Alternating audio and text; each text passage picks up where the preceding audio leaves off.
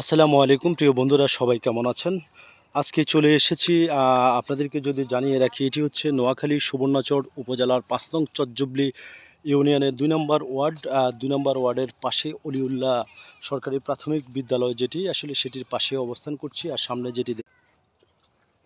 যেটি দেখছেন সেটি একটি আল্লাহর ঘর মসজিদ। আর সে মসজিদের ইটের সোলিংয়ের যে রাস্তাটি রয়েছে, এই রাস্তাটি দিয়ে যাচ্ছি এই মুহূর্তে সামনের দিকে। বিষয়টি হয়েছে, মসজিদের যে মুসল্লিরা নামাজ পড়ার জন্য অজুখানাটি করেছেন খুব সুন্দর করে।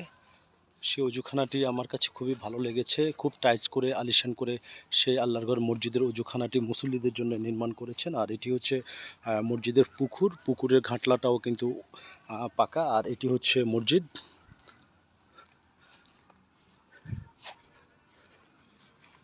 আপনাদের কাছে কেমন লাগছে এই সুবর্ণচর উপজেলার ৫ নং চরজুবলি ইউনিয়নের ২ নম্বর ওয়ার্ডের মসজিদটি? অবশ্যই সকলে কমেন্টে জানাবেন।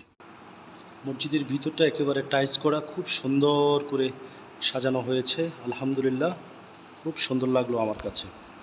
আপনাদের কাছে কেমন লাগছে অবশ্যই আপনারা জানাবেন মতামত কমেন্টে।